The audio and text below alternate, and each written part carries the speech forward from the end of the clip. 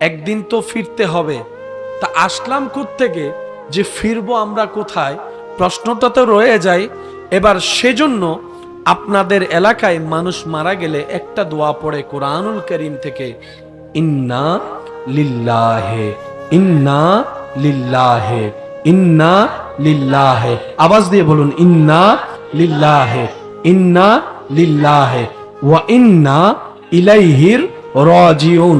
এসেছো যেখান থেকে ফিরে যাও সেখানে, এসেছি যেখান থেকে ফিরে চলো সেই দিকে, এসেছি যেখান থেকে যেতে হবে সেই দিকে। আপন জিনিস আপন নিরে ভিড়ে, এটাই তো বাস্তবতা। উত্তর হাজির হয়ে গেল, এসেছো এসেছো আল্লাহর কাছ থেকে, আবার ফিরে চলো আল্লাহর দিকে। তাহলে আমাদের আশাটা কোত্থেকে? একটু জোরে বলেন, আমাদের আশাটা কোত্থেকে?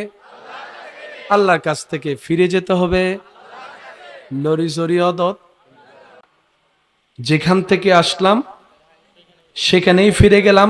মাঝখানে পড়ছে একটা মোড়, ওই মোড়টার নামেই হচ্ছে মৌত।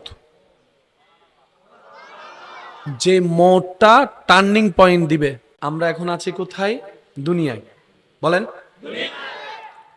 আল্লাহ যতদিন চাই থাকবো, তারপর আমরা চলে যাব মরণের মাধ্যমে। আল্লাহ যতদিন চাই কবরে থাকবো। যেদিন আল্লাহ চাইবে কবর থেকে আমরা বের হই, আমরা উঠে চলে যাব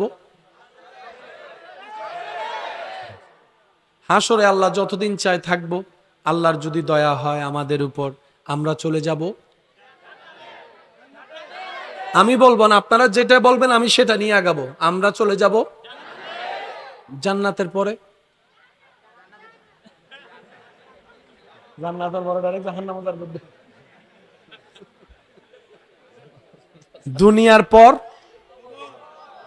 দুনিয়ার পর কবরের পর, হাসরের পর, জান্নাতের পরে আর কিছু। এখন আছি কোথায়? দুনিয়ায়। যাব, কবর থেকে উঠব, হাসর থেকে যাব, হাসর থেকে যাব জান্নাতের পরে। আপনার জীবন গাড়ি যখন সামনের দিকে যাবে, কবর পাবেন, হাসর পাবেন, জান্নাত পাবেন। এখন অনেকে বলতে পারেন, ভাইয়া জাহান্নাম তো একটা অপশন ছিল, বলেন নাই কেন? আমি বলবো, ভাই আমার রব, আমাদের রব রহমান, তো সেজন্য আর জাহান্নামের কথা বলি নাই। আমাদের রব কি? রহমান। আমাদের রব রহিম। আমাদের রব গফফার। আমাদের রব খালিক। আমাদের রব জুল জালাল ওয়াল ইকরাম। আবার এদিকে আমাদের নবী রাহমাতুল্লিল আলামিন। সেজন্য জান্নাতের কথাটা একটু আশা বেশি আর কি। কি বলেন আপনারা? বিশ্বাস আছে তো? তাহলে আপনার থেকে জান্নাত পর্যন্ত স্টেশন কয়টা? আবার একটু মনে করি চলেন, কবর, হাসর, জান্নাত। এরপরে আর কোন স্টেশন? এবার আপনার জীবন গাড়িটাকে একটু ব্যাক গিয়ার লাগান। এখন আছেন কোথায়? দুনিয়াতে আসার আগে আপনি আমি ছিলাম আম্মার, আম্মার, আম্মার পেটে আসার আগে আপনি আমি ছিলাম বাবার পিঠে, বাবার, বাবার। দুনিয়াতে আসার আগে ছিলাম আম্মার, আম্মার পেটে আসার আগে ছিলাম বাবার পিঠে। আসার আগে আপনি আমি আমরা সবাই ছিলাম রু জগতে। কয় স্টেশন? ব্যাক গিয়ারে 3 স্টেশন, সামনের গিয়ারে 3 স্টেশন, 3 3 6, দুনিয়া 1 7। কত অঙ্ক মনত রাহম পরিব তো এথার লাই। কয় স্টেশন? মানবের জীবন কয় স্টেশন? ফেলে আসলাম 3, সামনে আছে 3, মাঝখানে হলো দুনিয়া।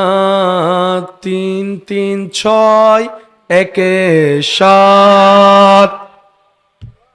এবার বলেন সূরা ফাতিহার আয়াত সংখ্যা কত?